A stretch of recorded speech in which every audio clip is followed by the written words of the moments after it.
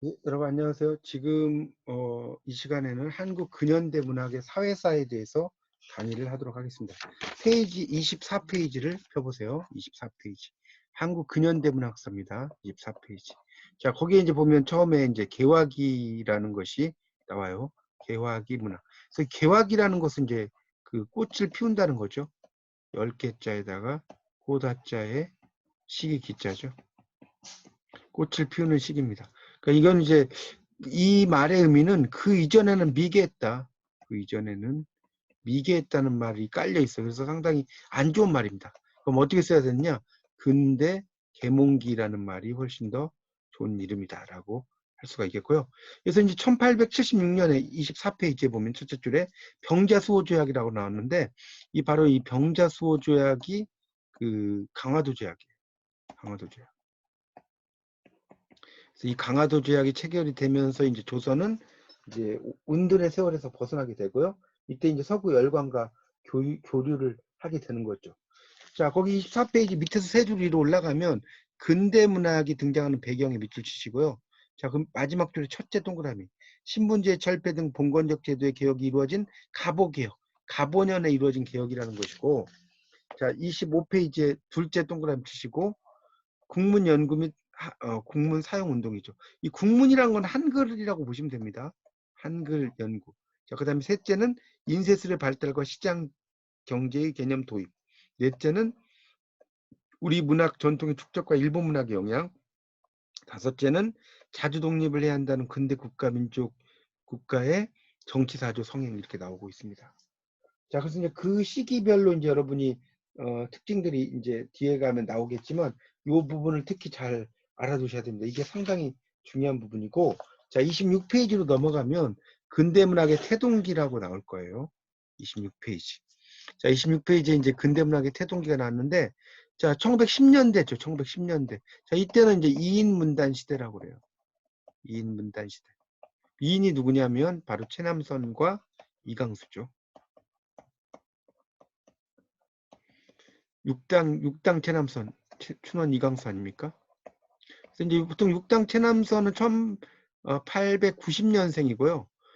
이광수는 1892년생이에요. 그러니까 최남선이 이제 좀 더 많다는 걸 알 수가 있죠. 그래서 이제 두 사람이 이제 활약을 많이 했다. 그래서 이제 2인 문단 시대라고 이야기합니다. 거기 그 세 번째 단락이 나오죠. 이 시기에는 최남선과 이광수의 활약이 두드러졌다. 거기다 쫙 쳐놓으세요. 그렇죠? 그런 것을 이야기하고요. 그 다음에 이제 거기서 이제 그 세 줄 내려가면 평등 사상을 기조로 한 새 시대의 전진적 개혁 사상을 고취했다. 이게 아주 또 중요합니다. 그 밑줄 치시고, 그 다음에 이제 거기서 또 한 네 줄 정도 쭉 내려가면 김동인, 염상석, 김옥, 황석우 등의 근대적 문화관을 형성하고까지 김동인부터. 자, 이 부분은 이제 뭐냐면 바로 근대 문학의 태동이죠. 자, 이것을 이야기한다고 볼 수가 있겠습니다.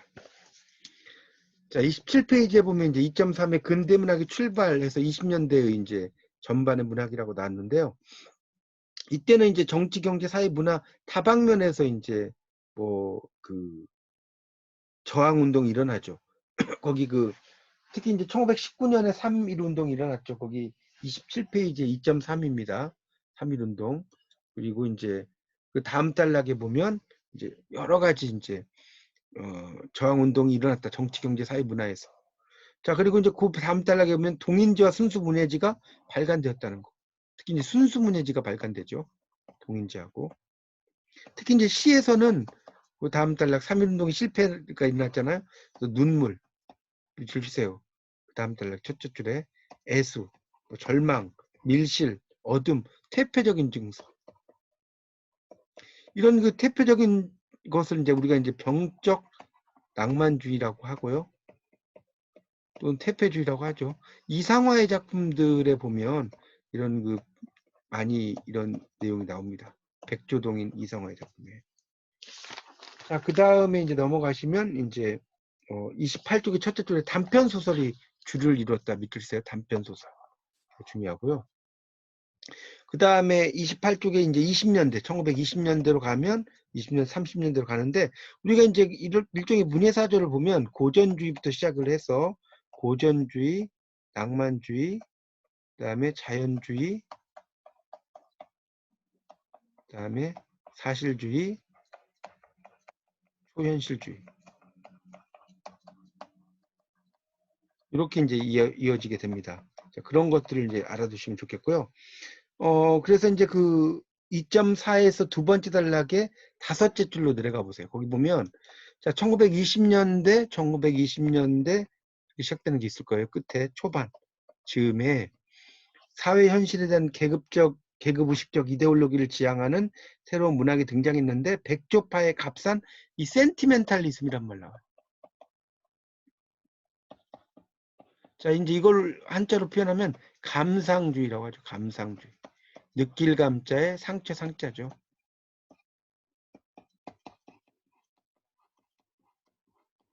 그래서 이제 이거를 감상주의라고 이야기합니다. 센티멘탈리즘.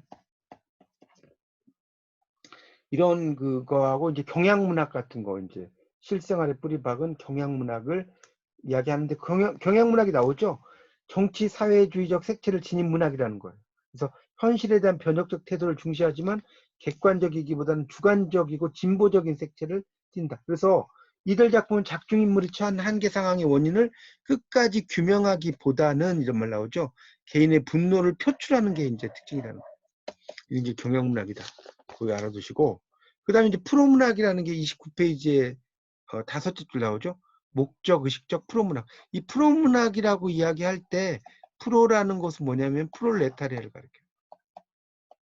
프롤레타리아 문학이라는 뜻입니다. 자, 그 다음 단락의 넷째 줄에 보면 프로문학이 이렇게 시작되는 거 있죠. 작품 창작면에서는 구호적 도식에 그치고 말아서 민족주의 진영의 작품 수준에 미치지 못했다고 할 수 있다. 이처럼 프로문학이나 신경향파 문학은 이론적인 주장의 활발함에 비해 뒷받침할 만한 뚜렷한 작품을 생산하지 못했다. 이렇게 나오고 있습니다. 이걸 좀 알아두시면 좋겠습니다. 자, 그 다음에 이제 30년대로 가면 30년대, 거기 29페이지 밑에 있죠. 일본이 만주를 강점하고 다시 중국에 진입해서 태평양 전쟁으로 도화선을 일으키는 시기니까 이 억압과 수탈이 극에 달하죠. 자, 그래서 이제 30페이지 넘기시면, 그래서 이제 이때 제약을 많이 받는다는 것이 쭉 나오고 있습니다. 특히 이제 카프 같은 경우가 이제 해산된다는 것이 다섯째 줄에 나오고요. 그래서 이제 우리 문학은 그 두 번째 단락의 30페이지에 이 순수문학, 순수지향과 그 다음에 주지적인 방향으로 나간다는 거죠. 자, 이렇게 나가게 됩니다. 그 다음 단락에 보면 시문학의 경우는 시어의 조탁과 감각이 두드러져요. 특히 이제 시어의 조탁은 그 남도의 소월이라고 하는 김영랑의 작품들이 이제 그런 데서 많이 일어나죠. 시어가 조탁되는 게 다듬어지는 민념적인 내용을 배제한다는 거죠. 너무 이제 일제에 의해서 탄압을 받다 보니까 순수로 가는 거죠. 31페이지. 31페이지로 이제 넘어가 보십시오. 그래서 이제 이 순수문학이 주요한 경향으로 드러나요. 자, 거기 그 31페이지 두 번째 단락에 첫째 나오죠? 순수문학이 드러난다는 거예요. 그래서 그 다음에 이제 둘째는 그 밑에 뭐라고 나옵니까? 첫째 말고 소설이 확대된다고 나오죠. 소설을 많이 써요. 특히 엄상섭이나 최만식 같은 경우가 대표적인 작가죠. 그 외에 사진 나오죠. 그다음 셋째는 소재가 다양해졌다는 거. 그다음에 소설 기법이 세련된다는 거. 자, 그러다가 40년 들어가면 이제 밀제 말기의 문학이 되고, 그때는 이제 그 전쟁의 장기화 따른 경제적인 공경이죠. 거기 그 32페이지 나오죠. 그래서 이제 그 1941년에 미일 전쟁이 일본의 자발적인 도발로 고립되는 외교적인 위기를 초래한다는 것이 나오고 있습니다. 그래서 이제 궁핍한 상태로 멀어지게 된다는 게 나와요. 그래서 이제 그 다음 단락에 보면 총독부는 문예상을 제정해서 변절 작품에 포상을 해요. 상을 받은 사람이 이광수, 이태준, 주요한이에요. 그러니까 친일 행각이 상당히 비판이 되는 거고요. 그렇지만 꼭 친일만 있는 게 아니라 절필하는 작가도 있죠. 변영로, 오상순, 김영랑은 고향에 있었고, 김동리는 경상도에서 독서를 소일하고, 황순원은 평안도에서 홀로 창작에 몰두했다. 그런가 하면 김광섭은 치안유지법 위반으로 3년 8개월 동안 투옥이 돼요. 뭐 이런 식으로 이제 암흑기라고 볼 수 있습니다. 자, 그 다음 이제 해방기 문학이 또 나오죠. 해방기 문학. 1945년에 이제 8월 15일 날 해방을 하고 나서 문학이죠. 그러니까 33페이지 두 번째 단락의 첫째 줄에 강복구 문인들에게는 그런 식민지 시대의 문화적 유산을 청산하고 우리말과 우리 글을 되찾는 그런 어떤 생각을 많이 가지게 되었다. 뭐 그런 정도로 읽어보시면 되겠고, 그 다음에 이제 50년대가 34페이지죠. 50년대 분단에 따른 이념의 고착화. 고착화라는 것은 굳어진다는 뜻이에요. 34페이지 나오는 고착화. 굳어진다는 거예요. 그래서 이제 정치적인 혼란, 대립이 심각하게 나타나고요.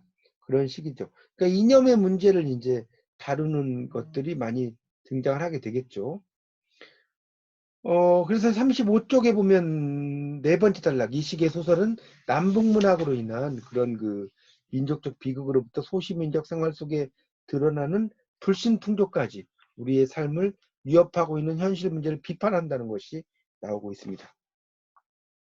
자, 그 다음 이제 36페이지로 가보면 이제 혁명시대 세대의 감수성과 주체, 60년대 문학가 나옵니다. 36페이지를 넘겨보세요. 자, 60년대 문학인데, 자, 그러니까 이제 그 60년대 문학은 땡땡하시고 이승만 정권에 저항을 하고, 그다음에 이제 민주화 운동, 자, 이런 것들이 이제 이야기가 되는 거죠. 그래서 이제 특히 4.19 혁명이 나오죠. 60년 4월에 그런 것들이 나오고, 상당히 60년대는 이제 궁핍한 시기. 이때 이제 군부 정권의 통치로 이제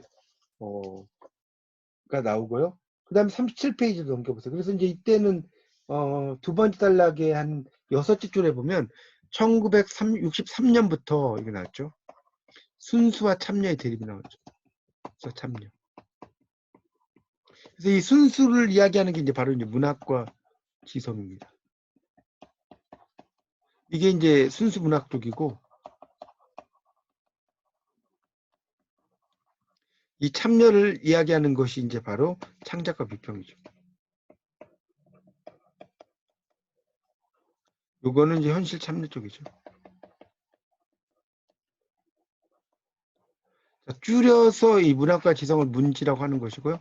창작과 비평을 창비라고 한다. 보시면 되겠습니다. 그래서 이제 이런 4.19 혁명의 열정을 아주 그 민감하게 표출한 시기였다. 거기 37페이지 두 번째 단락이 나오죠. 그래서 이제 신동엽의 껍데기는 가라가 그 두 번째 단락 한 4번, 5째 줄 나오죠. 4.19 혁명의 혁명적 열기는 5.16으로 시들고 혁명의 정신은 퇴색되어 간다. 그래서 이제 이 껍데기는 가라. 이 부여에 가면 신동엽 문학관이 실제로 존재합니다. 여러분 나중에 부여에 가실 일 있으시면 꼭 그 신동엽 문학관도 한번 들려보시기 바랍니다. 예, 이상 두 번째 내용에 대한 강의를 마치도록 하겠습니다. 제2장 한국 근현대 문학의 사회사에 대한 강의였습니다. 감사합니다.